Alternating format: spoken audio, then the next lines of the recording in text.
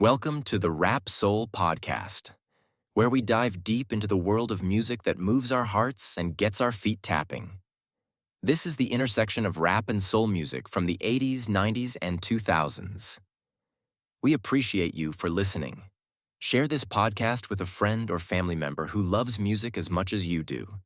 The podcast is hosted by 12 Kyle. Next up, the Rap Soul Podcast. Ladies and gentlemen, thank you for listening. Thank you for downloading. Thank you for subscribing to the latest edition. I am your boy 12 Kyle. Man, check this out. On this episode, we're going to talk music. We're going to talk maybe a little history, and talk really about the impact or lack thereof some music has had on us as a consciousness. And as you can see, if you're watching on YouTube, thank you for watching. I will not be doing this show alone. My co-host is not a co-host, great friend of the show. We go, man, I think we go back to like 2007, I think. Yeah, I think it's that we go back that far. She is a mother, she is a wife, she is an entrepreneur, she is a Wall Street warrior. My homegirl Krishna is back in the building. Krishna, what's up? Hey, how's everybody? It's been a long time It's since I've been been like, on the 12 Kyle I know, right? podcast. I know. It's like Rakim said, it's been a long time, but you back. You back. Right. I shouldn't have left y'all, but I have been all over, and I think I got tired of hearing my own voice for a bit. Like I was like, another podcast, Understood. another It be like that. episode. No, I mean and I love it, and at the same time, I just be like, yeah. So it's usually better for me to be like, hey guys, do you want me to be on? Because now I'm ready. Totally understood. I tell people all the time, I love being a guest because all I got to do is show up. You know what I'm saying? I don't have to do anything. I don't have to prep anything. I love being a guest. But yeah, it's been a minute. It's been a couple of years, I think. But now here's the funny thing. Like, we talk every day, but we haven't had you on and you've had your podcast. And you've had what? One other podcast, maybe two other podcasts. I had two other podcasts. Okay. One might be coming back. Okay. So y'all shout out the Grits and Porridge ladies and tell them get back on their job. We all had to take a break. You know, the pandemic had us like, we was trying to keep it positive, but we was all just going through the spirals of what was happening to us. And I think that took its toll on us and the podcast, right? Because you just want to get on and just be happy. Right. But then you look at the news, you're like, oh my God, why they tried to kill us? We just want to go get toilet paper. Like, but we've been talking about how we come back and really being more intentional about what we do. I think we did good work because our podcast not only came with the obvious conversation of three Black women from three different same generation, but three different ethnical backgrounds and socioeconomic backgrounds and cultural backgrounds. But then we also had a syllabus so people could keep learning after. That was all my doing. Y'all know I love a good research tool. As you should. And it's good. I mean, like you said, and I remember listening to you guys, and one of the things that I loved about the podcast was that everybody brought something different to the table. So it was like, you know how like you got one person, especially when you have a number of people, it's not like a situation where one person is the star and these are the co-hosts. Everybody brought something different to the table and really could stand on whatever they're talking about, and not necessarily agree. I mean, y'all mostly agreed. It wasn't like it was a bunch of fighting or anything like that.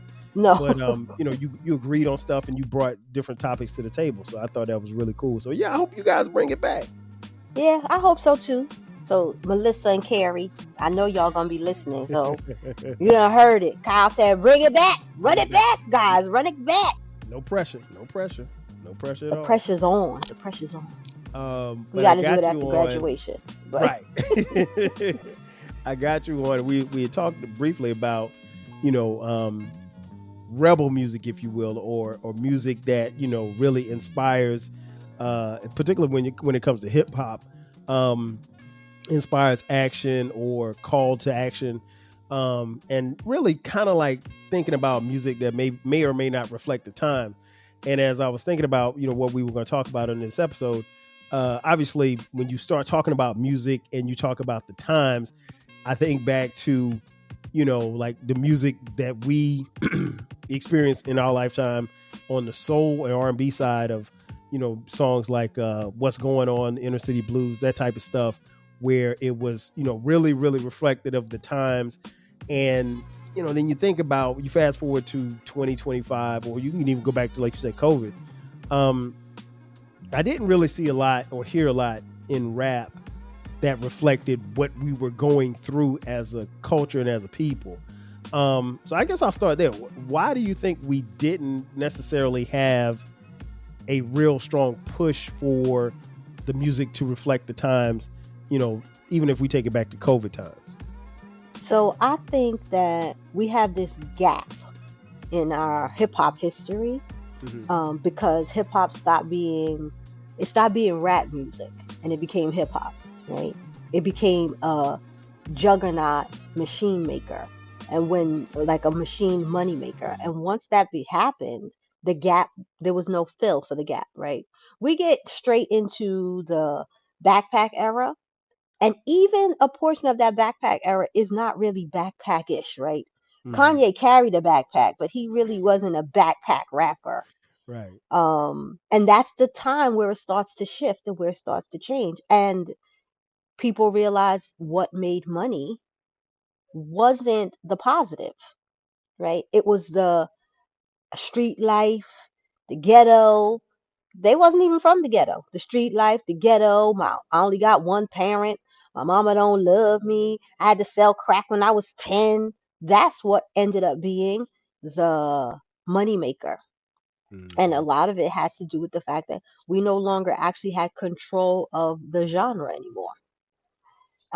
And so fast forward to the pandemic and COVID, people were just more interested in what money they could make because they couldn't be on tour anymore.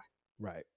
And so you got a lot of the Panda and drug fueled and I got 17 baby mamas type of music. So when something that is reflectively positive, like I never say his name right, Toby.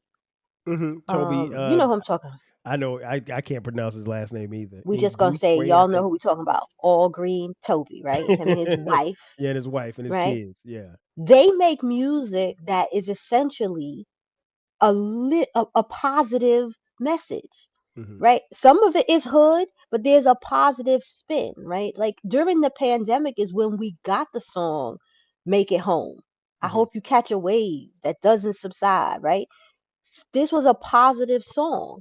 And it blew up because we were home, but it wasn't a song that would have blown up if we was in the club.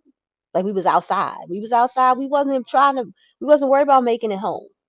But we were also watching the world implode and Black people being brutalized in a different way, right? We weren't outside to be able to do the things. We were all trapped indoors watching these things happen. So we have this gap, and I do think we have this gap that starts in that backpack era, right? Around the time when people stop loving Mos Def. Right? Not me. I always love Mos Def. Right. Forever. That's an interesting point, though.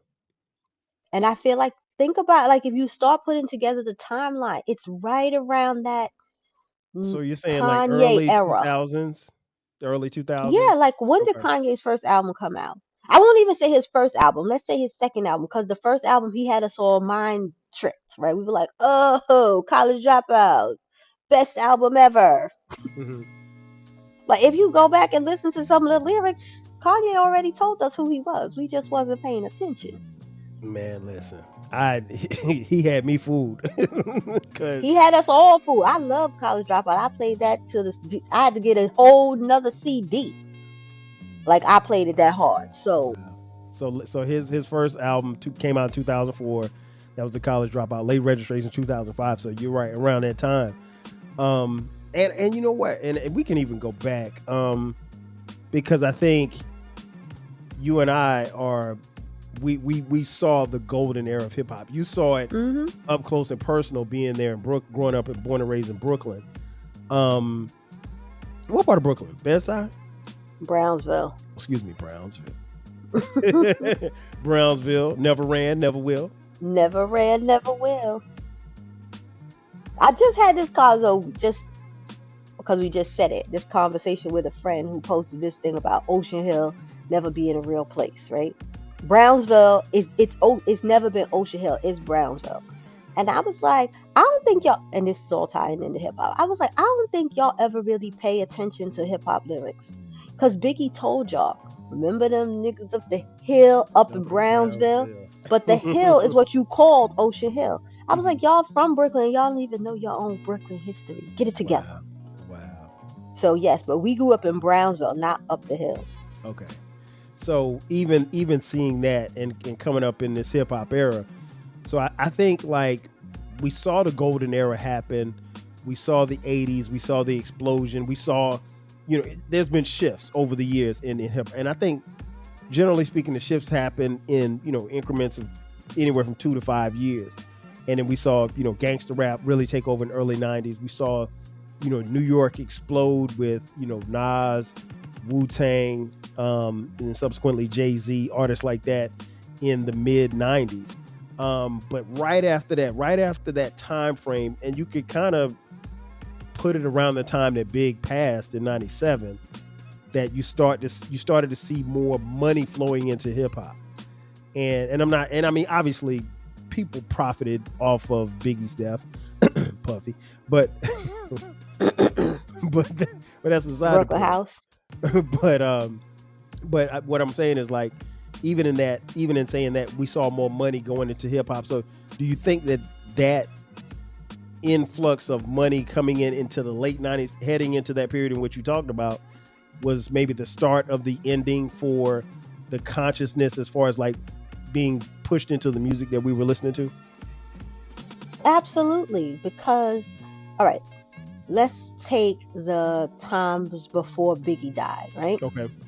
So before Biggie died, you could hear Biggie, but you could also hear Arrested Development.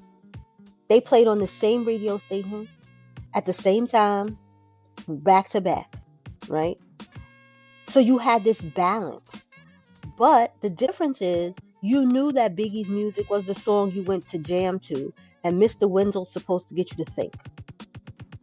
Which is how this conversation came about. Mr. Wenzel played on my Alexa, and I was like, oh my God, I haven't heard this in so long. Right. But I was moved to not move in the time that it came on, and to think about like my life, my space, where I'm headed, la la la, right? We had balance. When we get further in, right, to the golden era of hip hop, you could hear Jay-Z, Big Pimpin'. You could hear Outkast, Liberation. Mm-hmm. Then it completely changes.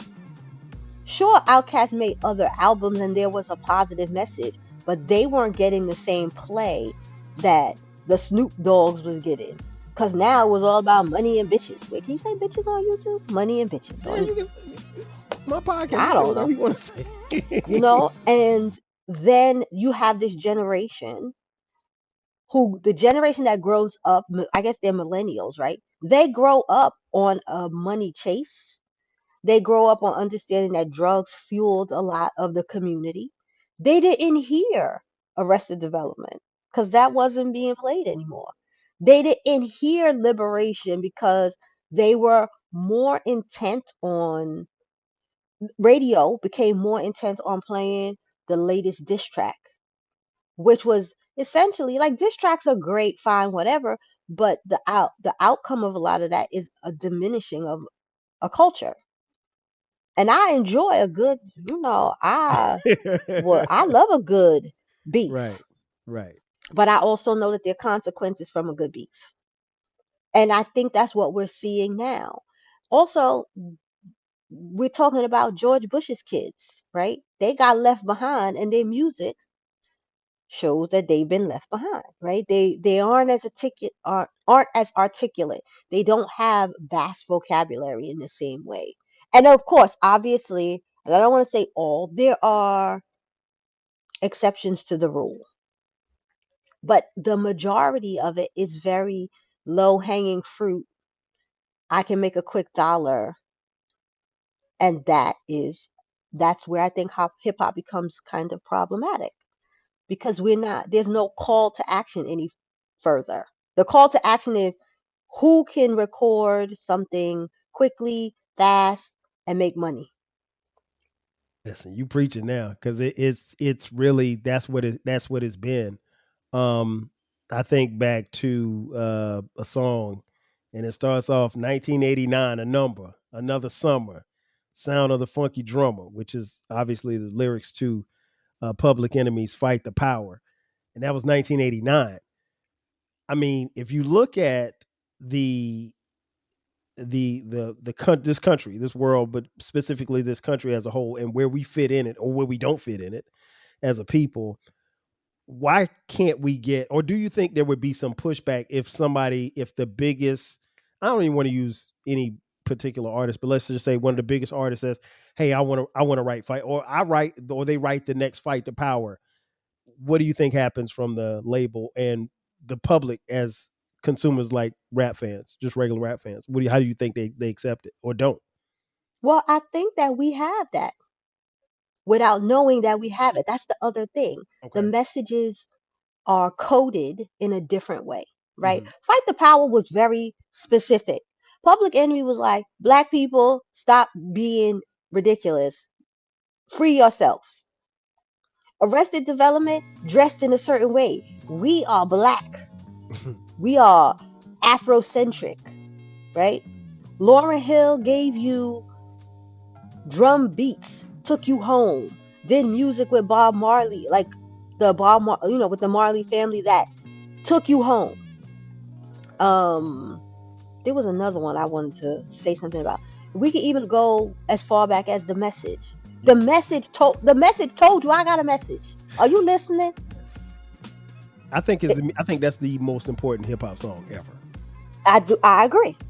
Right after I believe Fight the Power is next, right? But we also had collective songs, right? We had all kinds of things. We even had the Wu-Tang Clan giving you messages. I'm gonna just go ahead and mention them, right?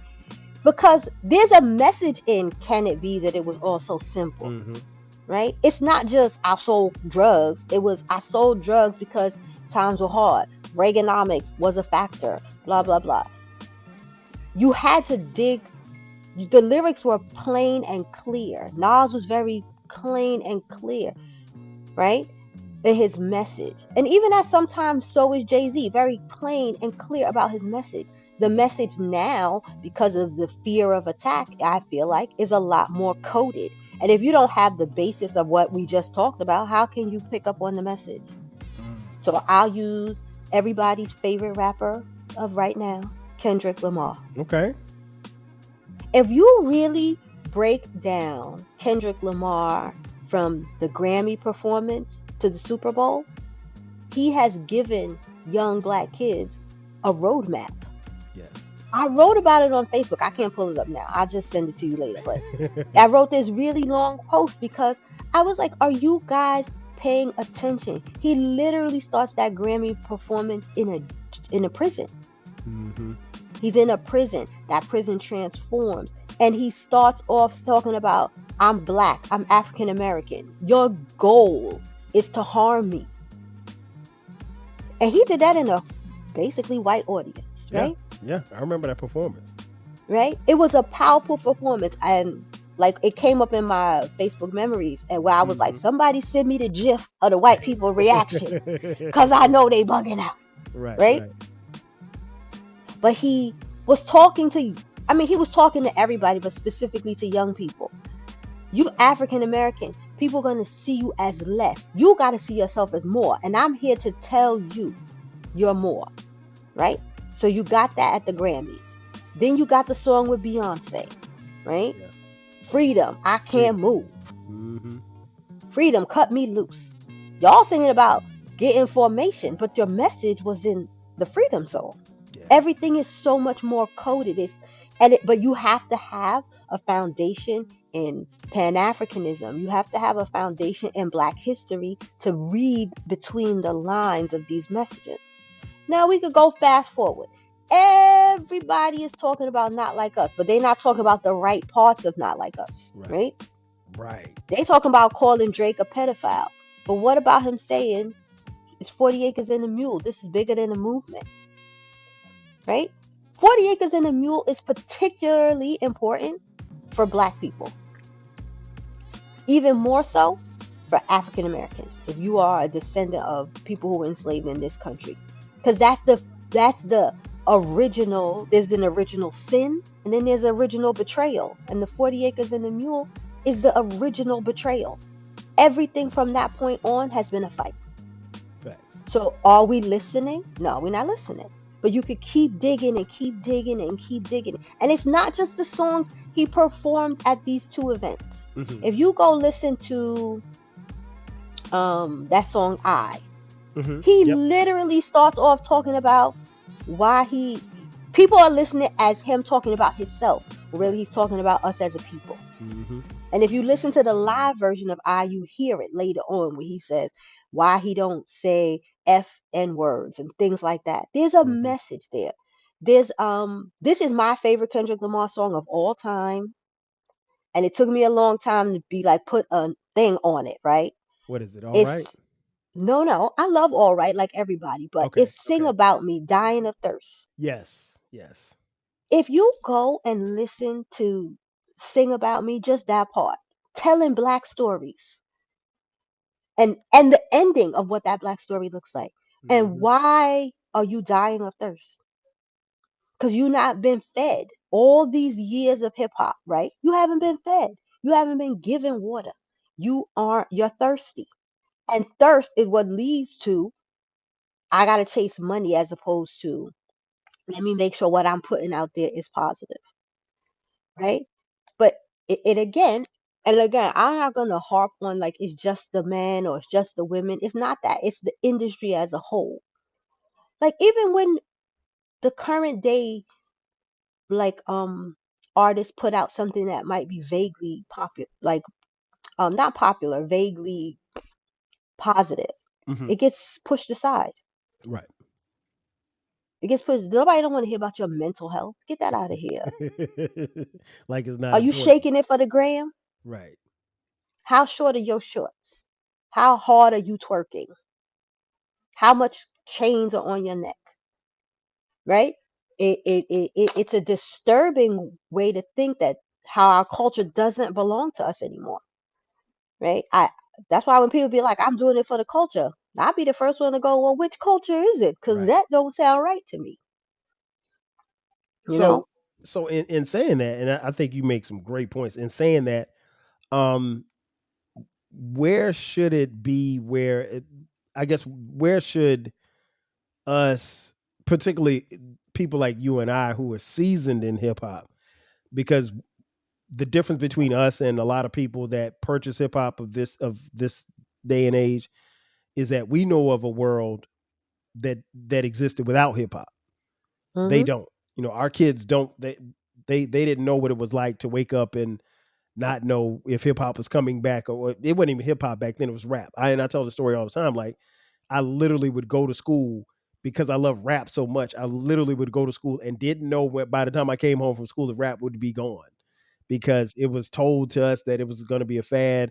It wasn't going to be around. It was going to be like breakdancing and disco. It was going to be here today, gone tomorrow. You couldn't make a career out of it. You definitely couldn't make any money out of it because we'd never seen anybody make any money out of it. So even when you fast forward, like you said, you get to a point where, we're being fed or not being fed. What is the responsibility for us as fans as far as what we command? Because I always say, like, you mentioned somebody like a Mos Def. Mos Def never got played on the radio. I mean, his hits did, but, he is amongst many of artists that don't get played, but, somebody like Trinidad, and I don't mean to dump on Trinidad James, but Trinidad James, Fetty Wap, at one point in time, they dominated the radio waves. Sexy Red, I would assume right now, is dominating the radio waves. I don't listen to the radio, but you get my point.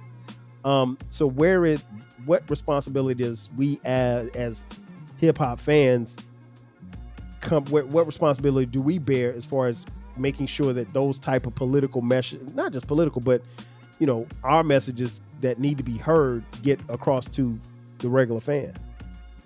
So I think it starts with the same way all things start, right? Somebody puts out a song that's positive. There's this guy on Instagram. I really like him. I can't remember his name right now, and I didn't write it down because I just found him like a couple of weeks ago. His message is very positive. So you stream his stuff. We have way more control than we ever had before, right? We don't have to go to Virgin Records and stand online and all that kind of stuff anymore. Oh man, we have the palm. Listen, I used to love a good trip to the record store to buy forget about just buying a CD, but like a record. Yes. Right? So I think that's a thing. We have the ability to push artists that we think are more positive up in these streaming wars, right? I think that when new age art, like the newer artists who are more popular, are doing things with other artists, and we think those artists are like, I don't like Sexy Red, but I like Glorilla. So if Glorilla did something with somebody that I think is a little bit more positive, a Mos Def of today, that would be a song I use on my Instagram stories. I stream it. It's a different thing. But I think the biggest responsibility is those of us who remember a world without hip hop. Remember a world where hip hop could have disappeared. Remember watching LL Cool J on television in a Gap commercial with a FUBU hat on. Is that we pass those stories to our kids. Corey will tell y'all, if he was coming here right now, he'll tell you, my mom and my dad was in the streets. I wasn't in nobody's streets. So not in the streets way, right? Right. I went to the club. I went to the party. I knew tons of rappers. I knew tons of this. I knew everybody because New York was different then. It was. But he asks me questions and I tell him stories. He looks at my yearbook and he can see, right? Oh, you went to high school with the kid from X Clan. Why does Corey know who X Clan is? Because his mama told him who that was. And if generationally we break it, it breaks for everybody. CJ has a whole playlist. He was like, I'm sitting down putting together a playlist of all female artists. I was like, oh, let's do it together. But I didn't have to do anything because I've exposed him so much that Whitney Houston can't get missed, right? Queen Latifah, UNITY, is at the top of his list. He knows who MC Lyte is. He understands the significance behind that stuff. So I think that's really it. It's like, you know how people always go, talk to your elders and tell their stories. Well, guess what? We may be only in our 50s, but we are those elders now. So tell your story. Podcasts like this, podcasts like my friend Malik, the Rap Ruler, all those things are important. Get rap artists from the older rap artists, get them on these shows and let them talk. I'm not talking about the LL Cool J's because you can see LL Cool J anywhere. Right. But like, why are people not talking to Stetsasonic? Stetsasonic changed the game. Not only were they a band of musicians, but they incorporated jazz music. They had beef with on-air people. They had beef with Prince. Like, you had beef with Prince? Right. This is worthy of an interview, right? Somewhere along the lines, expose your kids to what Video Music Box was. Because there was a reason that Video Music Box captivated us, right? Because for how long had we not seen ourselves on television in this way, right? You knew who Diana Ross was, but there was no particular television show that you could tune in to see Diana Ross. But Video Music Box, The Box, all those other hip hop shows, Rap City. Yo MTV Raps. Yo You MTV turn Raps. on TV and see people that look like you and talk like you every single day. Right, dressed like you. You had on a hoodie and a pair of Jabos. They had on a hoodie and a pair of Jabos. Y'all Right. had on the same outfit. Same outfit. You know, like I'll never forget my sister's favorite story to tell about why she loved, how she grew to love hip hop. There's two, my story and hers. So my story is we have an older sister. My older Mhm. sister was away in college in the 80s and would come home and we would steal her tapes.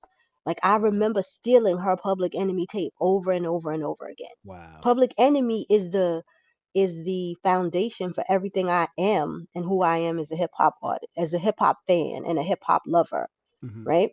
My younger sister, we had a neighbor. So y'all know Brooklyn houses are close to each other. So this is my house and our friend lived here. His name was Derek. And Derek used to put like after school, and he was significantly older than us. Like I want to say like maybe if I was 12, Derek was 15. Okay. He might have been like 2 or 3 years older than us. But our windows, well, it was my grandmother's bedroom window and his bedroom window used to face each other. Okay. So he used to take his boombox and put it in the window. And he used to play songs. And the first time she heard Eric B. and Rakim was through Derek playing that for her. Wow. How did I learn the words to Mahogany and know it like I wrote it? Because Mhm. Derek used to play it in the window for us, right? Derek wasn't significantly older than us. I mean, he was significantly older than us in teen years, but not in real life. Right. But he shared his knowledge, and that made me share my knowledge, and then so forth and so on. And I think that's why the generations of us that lived through that golden era of hip hop, why we are so strong minded about it, right? Because we watched it evolve. I'm the same age as hip hop. Yep. It's been here since I've been here, Yep. I'm 9 months right? older. That's it. 9 months older. That's it. But you wasn't like 7 years older. No. I'm 9 As months older, and ironically, I was born 10 miles from where it was born, where it was birth, I should say. right. And so it's very personal to us. Hip hop's not personal anymore. Right? I still go hard for MC Lyte every day, all the time. I dare you to say something bad about MC Lyte. I'll fight you. Right?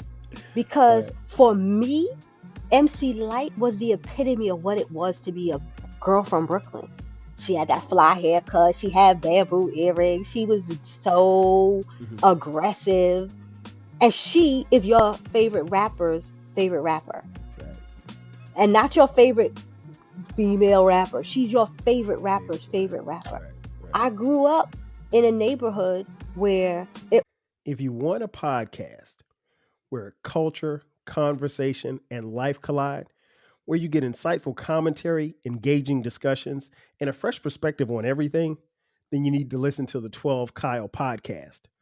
Hosted by the one and only, yours truly, 12 Kyle, a voice that you know and trust. This podcast will bring you thought-provoking moments, compelling stories, and a whole lot of fun.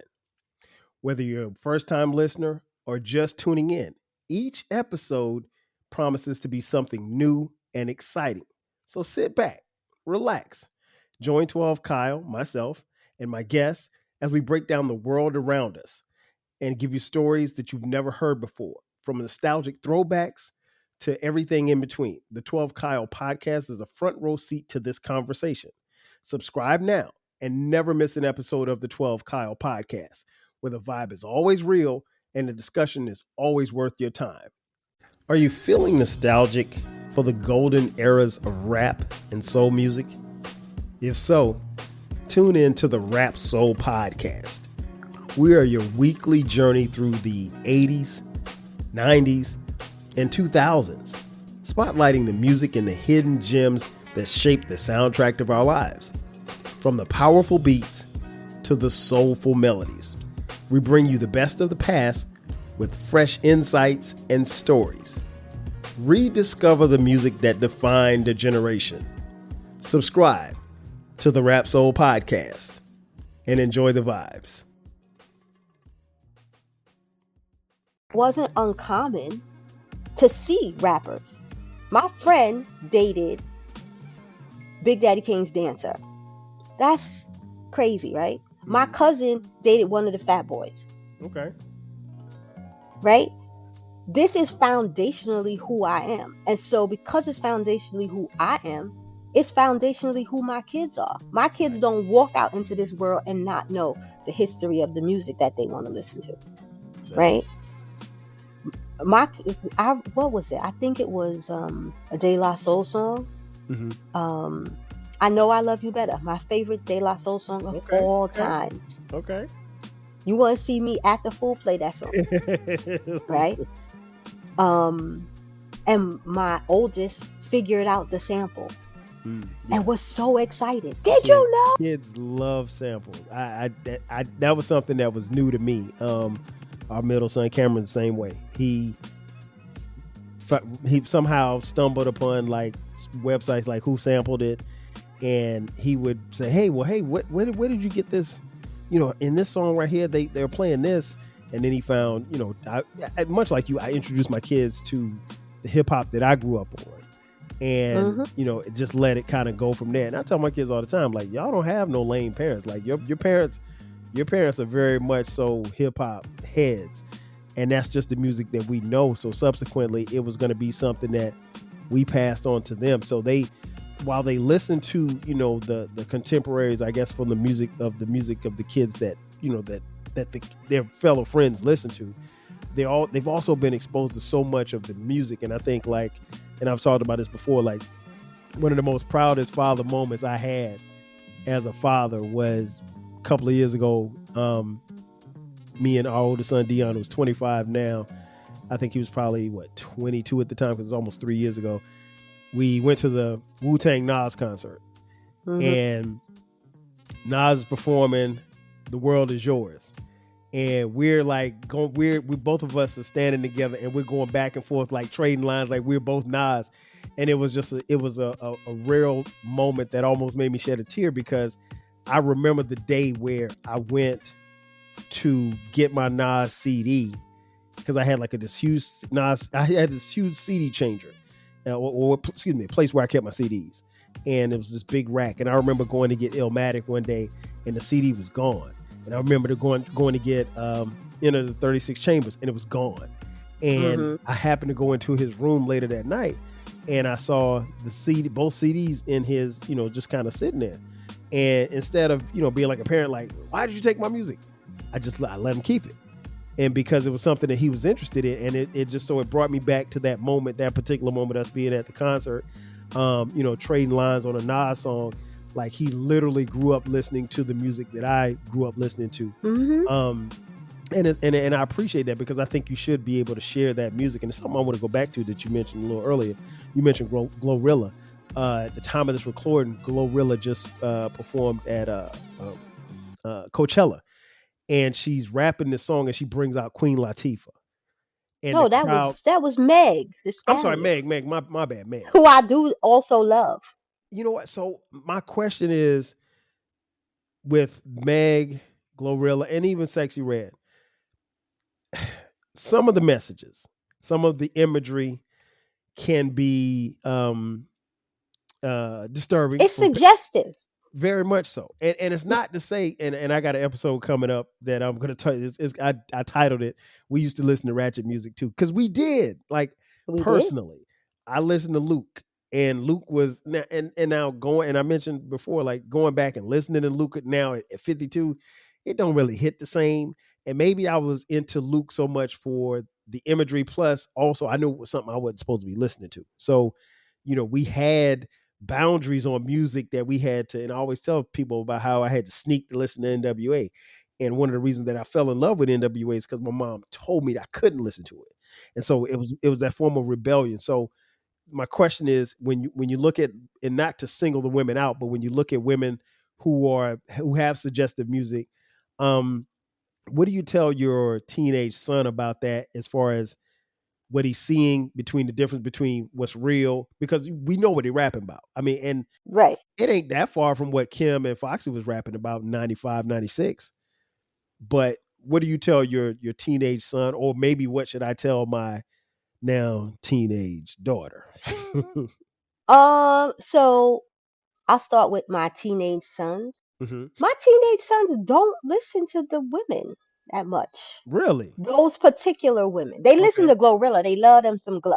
But Okay. I think that's me, right? Because I played that album into the ground. Okay.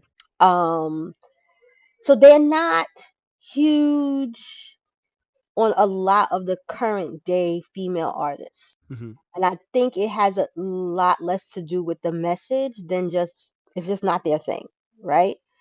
But because I know that they have come in contact with it, right? There's no way you haven't come in contact with Sexy Red one way or another, right? They Can't love Tyler can't the Creator. can't Can't avoid it. get away from it. Can't Nope. get away from Glow. Can't get away from Meg.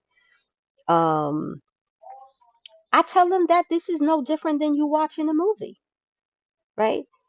Denzel Washington is not the guy from Training Day when you see Not him on even the close. street, right? Meg the Stallion is a actress. This is who she really is, right?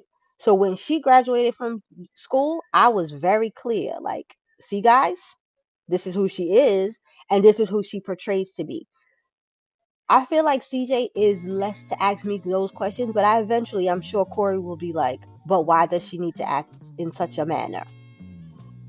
Um, and so I think that's the first message, right? Is that we tell all our kids that this is a job, Facts. right? I'm not who I am. Well, I'm who I am all the time, so maybe I'm not a good example, but we'll just use me. Who I am in my office is not always who I am at home, right? In my office, I mean, I guess this is true. In my office, I'm the only black person. I'm the only woman, so I have to be a certain way in order to command respect, right? And obviously, growing up in a corporate world and all the things we just talked about foundationally about who I am, that looks different, right? These younger girls, in their reclaiming their sexuality, also think that a part of that is to put it on display, and that's okay for them. I'm an old woman in comparison. I never had to do that, even with Little Kim, right? I never had to do that, but I also know Kim in real life, so I knew that was a portrayal that was painted. The other thing I tell my kids about this is many of these images are crafted by men. So Facts. what do you do with that? Right? If I say the only way a man can sell, right, and I'm the dominant culture, I say the only way a man can sell is by doing X, Y, and Z, then let's not even say X, Y, and Z. Let's be specific. We can use the 2000s, right? Button down shirts, jeans that fit, no sagging. You have to wear shoes. Don't come in here with no Jordans, right? If I start creating this box, and that's the only box to be successful, the first thing you have to do sometimes is fit into that box. Yeah. Missy Elliott is one of the few people who was like, I'm not doing that. Mm-hmm. But Missy Elliott also launched her own record label, had producers behind her who were her friends, right? That Virginia group is not the norm. No, not at all. Especially in hip hop. Right. They created the image they wanted. And they were like, you could get on or you could get off. I feel like there's certain aspects of Atlanta that's the same way. Outkast and Goody Mob. They were like, we who we are and that's it. We're not doing all that other stuff. Right? T.I. and them change that. They fall into the box. Mm-hmm. Right? And so you have to, I think that's the conversation. And I think, again, that's the responsibility of those of us who have been in hip hop, who've watched what others would call a downward spiral because of money. You know, I say it all the time, everywhere. We all owe C. Dolores Tucker an apology. She wasn't wrong. Her delivery may not have been right, but she wasn't wrong. right? She wasn't completely wrong. There were things that she was trying to warn us about that we didn't pay attention to. Specifically, the Well, use of the N-word. I think what happened was we were just so put off by the idea of being censored. It's like we created this culture, we created this genre, we created these songs. Who are you to look down on us and tell us what we can and can't say? And words we're using ain't no different. We didn't make these words up. You know what I'm saying? So it was. So I get it, especially now that I'm older. But no, when Pac was going at her and some of the other rappers were going, I was like, yeah, get her. Because I was just, it was because we were young. Yeah, we were young and rebellious. Speaking of rebellious, one song comes to mind, Self-Destruction, Stop the Violence Movement, which was huge in the 80s. And we subsequently had also, we're all in the same gang out west. Do you think that type of song with several artists could be created today? Nope. You shaking your head. No, I don't think so.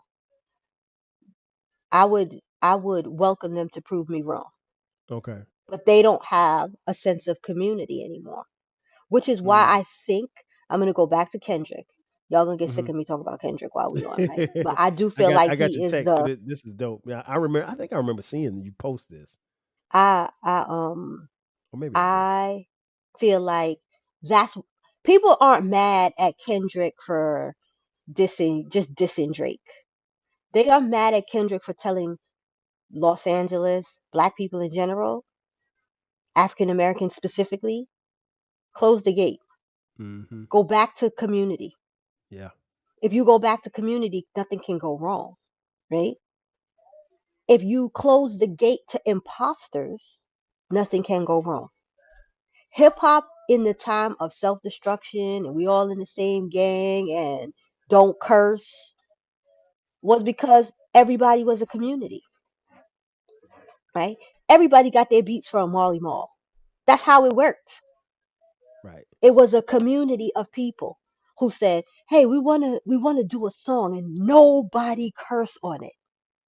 Right. You got Kool G Rap on that song. Kool G Rap curse when he wake up. He go to sleep cursing. He didn't say a single curse word on that song. Yep. But you know why? Because there was a respect and a community that stopped existing as soon as we went Bad Boy, Rockefeller. That era demolishes all of that. Biggie and Tupac's death do more than just take away great rappers from us. They took away people. Biggie was moving back towards this whole like community vibe, right? We can all get along. Let's party in the streets. That's what I'm here for, right? Tupac was our Huey P. Newton. He was our Malcolm, right?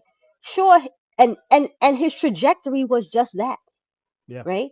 He was rowdy and ragged in the beginning, right? He got around. Right. But he had messages. His messages. One of the songs I wrote down, "Holla If You Hear Me." I wish more people listen to what he says in that song. You don't want to listen to that song? Go listen to him and Scarface on Smile. There's a line in Smile where he says, I don't understand. I'm not quoting it, but it's basically, why are you sad? You woke up today and you are black. You don't have no reason to be sad. And then he laughs, like giggles. Because like what? You are born of some of the greatest. You stand on shoulders of mountain men and women. Why are you sad? Because that's what everything is told to us, right? You gotta be sad and black. That's why the memes where it's like, I woke up being black today and it's all excited. Every day I wake up excited because I'm black. Right. Yeah, we want to be anything else. Right. But outside of Kendrick Lamar, who's telling people that? I know people like to say J. Cole, but I don't think J. Cole's message is the same. I think he had a moment, but that didn't sell as much. I think that there are artists out there. I just think like we came from an era where, and I don't want people to think like it was all, preaching and sermons and stuff in the 80s and the early 90s. It wasn't. It wasn't. I mean, like the word that Krishna used earlier, I want to go back to balance. So yeah, you could have a Tupac, screaming, hit 'em up. And then you might have Tupac saying, keep your head up. Or you could have, just somebody talking about selling drugs, hustling, shooting people or whatever like that. And then you had and where the balance came in is that you got a little bit of everything, particularly when it came to TV and radio. That's where the frustration came in as we moved into the 2000s, because like it just started, like you said, it just started going one way and it just kept going that way. And, there is no sound of the police like the KRS-One song. One of the dopest songs I thought that nobody ever really caught on to was a song for Assata Shakur. It's on the Commons album, Like Water for Chocolate. And me and Eclectic, shout out to the homie Eclectic, we talk about this all the time. Like, and he did an episode called Hip Hop Taught Us. Hip hop would teach us things. And one of the things I always mention about that song, A Song for Assata, I had no idea who Assata Shakur was until I heard that song. I'd never heard her name before. I had gone to black elementary schools, black middle school, black high school, and a black college. And it wasn't until I heard that song. And it's so many people, because our history's told from a perspective of, we get Black History Month and you get Malcolm. Well, let me go back, because I didn't even get Malcolm.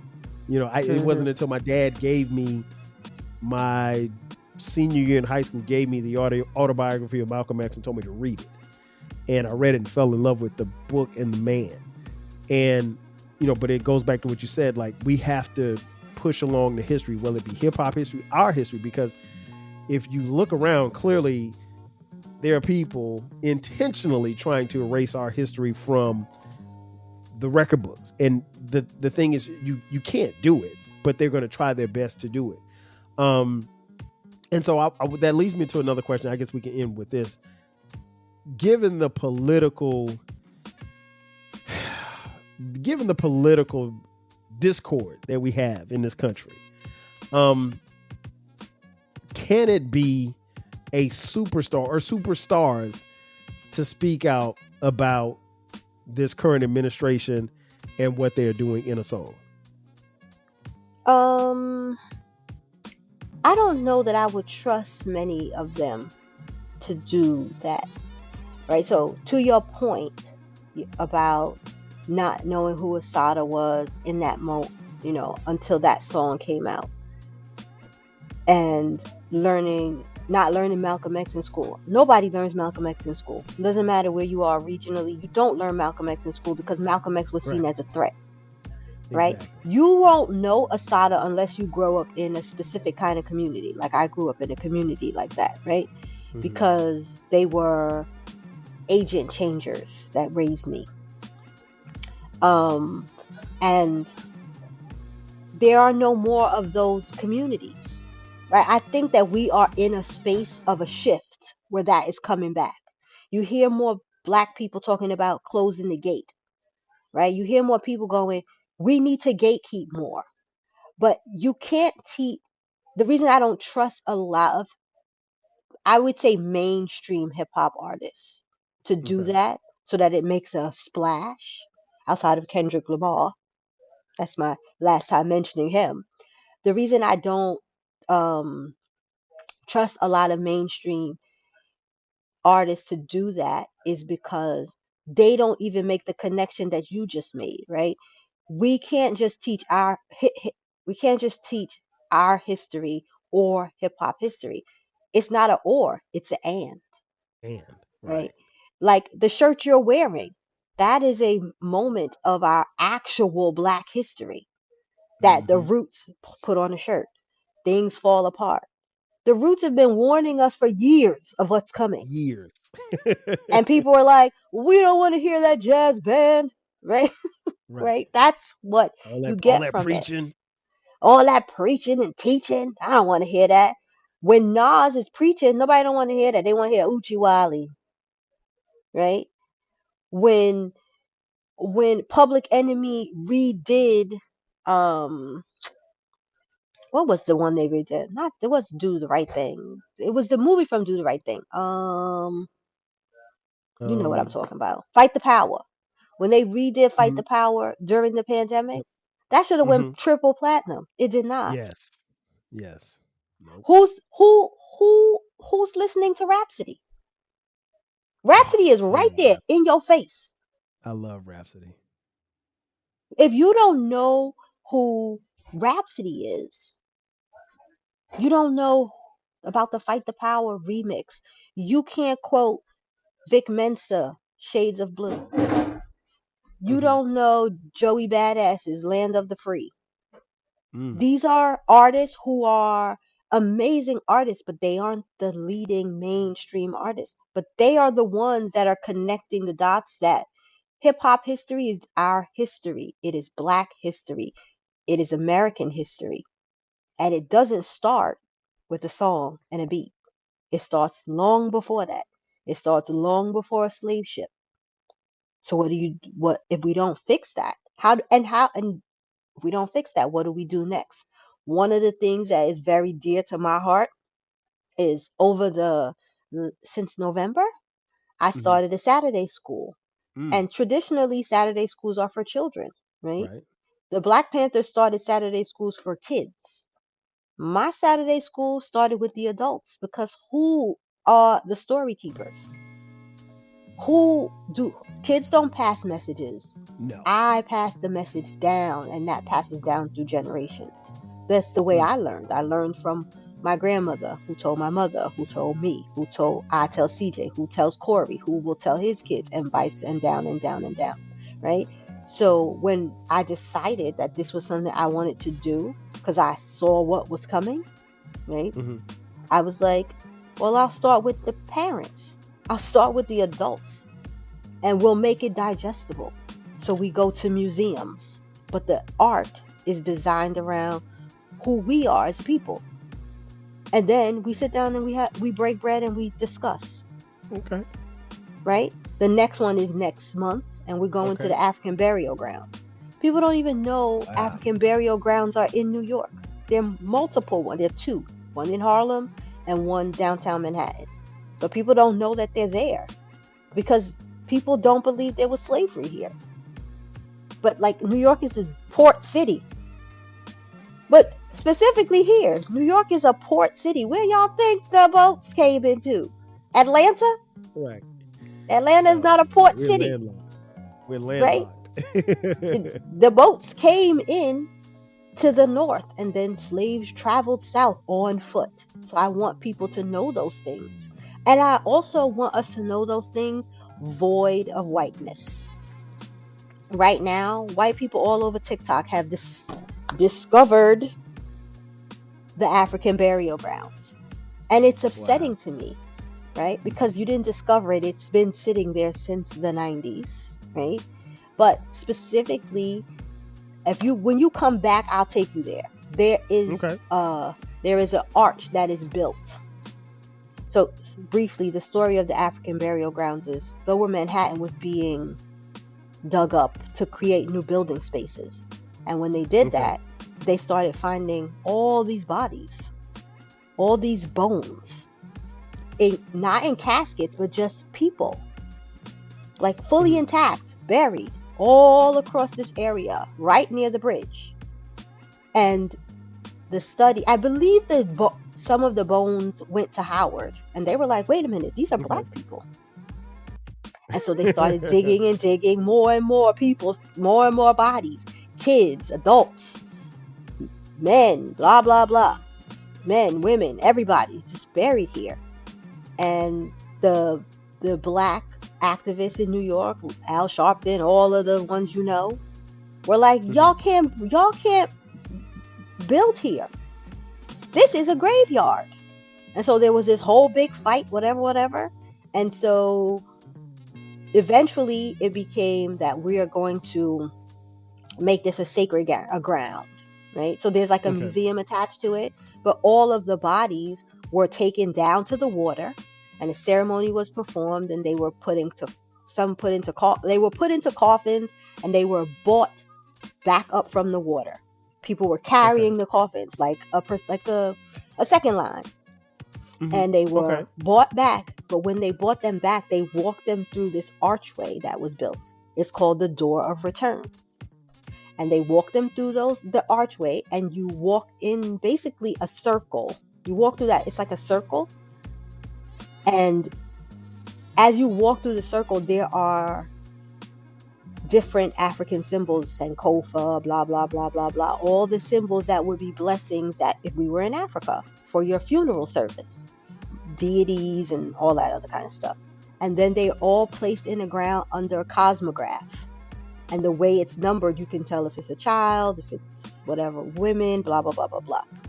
But it's called the Door of Return, and it is for Black people. And guess who's walking through that door? Because they've discovered it. Right. But if you don't I know hope they ain't the trying to claim history, it. well, I mean, it's only a matter of time before they do, like they do with everything.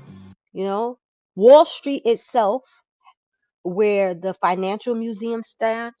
If you ever come to the city and you go to the Financial Museum, there's a statue of Alexander Hamilton. Where that statue stands was a slave, where they sold slaves at. These are things we don't talk about. And because we don't connect those history dots, and why is it called Wall Street, and why are these divots in the ground, and blah, blah, blah. We don't connect all the dots. We don't connect the dots around Seneca Village. We don't connect the dots around Lake Lanier. We don't connect. But all those things, connecting all those dots, is what fueled the hip hop that we know. And if we keep starting that, if we keep having these conversations and not joking or allowing ourselves to become the joke, then guess what? There is the opportunity for hip hop to shift, because you can't just say we're the greatest of all time. You have to prove it. Preach. And that's it. And that is truly a drop the mic moment. Wow, this has been dope. We definitely have to do this again. And as you guys listening and watching on YouTube, thank you for watching. You don't have to wait till February to get knowledge and knowledge of self and everything that's going around. Because trust me, February is only 28 days. So it's only if you 28 wait till days. 1 year and is we don't know, 29 every 4. right? And I mean, at some point they may even shorten that. They may make it 17 at some point. But yeah, we got to definitely do this again. Love having you on talking hip hop, and we were everywhere, but we have it centralized here where hopefully you all got something from this conversation. Actually, quite a few things, and do your research. Google is free, and knowing free. your history is something that we all should have. Before we get you out of here, is there anything you want to plug? Anything you got going on you want to talk about? Nah, I ain't doing nothing. I'm just over here talking. I ain't doing nothing. I will say this. It's not about me either. I am going to recommend, y'all know I love a good book. Kyle, though, I'll be having a book for everything. What you want to learn about? Let me tell you the book. You need a movie? I got a movie. But I just recently read a book called Sky Full of Elephants. Without giving away the book, I would challenge your listeners to read the book and understand what community looks like when it's just us. When it's just Black people. I won't tell you why it's just Black people, because my friend told me I was spoiling the plot, even though that's not the plot. But yeah, Sky Full of Elephant. If you just right now read the description, you'll know why it's just us. Wow. And you know what? It's on audiobook. Yeah. Oh, it's probably a fantastic listen. I'm big on audiobooks, Krishna, because I just, for some reason, I have a hard time sitting there turning the pages. So like audiobooks have been my thing for the last, I don't know, probably 2 years now. So so you be in the car. I could see that. Yeah, I'm in the car. You turn it on. Well, I'll tell you this. Well, this is a book you can listen to, yes. But if you read it, you would not put it down. Like I stayed up 3 nights in a row till 2 o'clock in the morning so I could finish. I couldn't stop That's a reading. lot. I was at work You go to bed reading. early. I go to bed at 8 o'clock. I'll be like, That's what I'm I'm way saying. past my bedtime. I'll be like, good night, everybody. Sometimes I go to bed and the kids still be up. I'll be like, good night. So, Right. yes. Okay, so I'm going to add that to my audiobook, Yes, my do it. library. So that will be the next thing that I listen to. But yeah, I ain't doing But nothing definitely- special. Well, I mean, the whole thing with the Saturday school, that sounds dope, because you don't have to do that, and that's a part of giving back. That's a part of, those are the stories that we need to hear and know that stuff existed, because again, I'm sure there were probably somebody listening that was like, oh, I didn't know we had burials for our people in New York City. Because if you said that it happened in Charleston, yeah, I'm thinking, because that's a port, like you said, it's a port city. I know exactly where, and I've been to where in Charleston, South Carolina, where they had there's a place in like downtown historic Charleston where you can go by and you can actually see where slaves were auctioned, and it's right there. I went there when I was down there. Okay, so you already know. So I mean, like, and there's a lot of plethora of places like that in the South, but to hear about something, being like that in New York City, and I'm sure if we do our history, we'll find out that it's not just relegated to those places. It's all over, but we have to ask questions, and we have to speak to those who came before us, because as this older generation leaves, they're taking the receipts and the recipes with them, and we got to be able to pass that stuff down. But yes, Krishna, as always, thank you for coming through. We got to do this again. I appreciate you staying up past your bedtime. My phone's about to go on Do Not Disturb, so I know, right? Let's wrap it up. You guys, Let's go bloop, bloop. You guys have been I know, right? You guys have been For old lady, I don't have. I want to thank you all for tuning in as you do each and every week. We drop episodes every Thursday and every Sunday at midnight. Be sure to check out us on all streaming platforms. You can find the podcast there. We're on social media at 12Kyle, at 12Kyle Podcast. We have a new baby. It's called the Rap Soul Podcast. We drop new episodes there every Monday. The Rap Soul Podcast deals with music and artists from the 80s, the 90s, and 2000s. Trust me, it's the best music podcast that you've never heard, so check it out. Again, that's going to do it for us. So for my girl Krishna, I'm your boy 12Kyle. We'll catch you guys next time. 5,000. Thank you for listening. This concludes the episode. Be sure to subscribe to the Rap Soul Podcast. You can find the podcast wherever you get your podcasts. Follow the podcast on social media. And feel free to continue this discussion on our Reddit page. More importantly, share this podcast with a friend or family member who loves music as much as you do. Until next time, 5,000.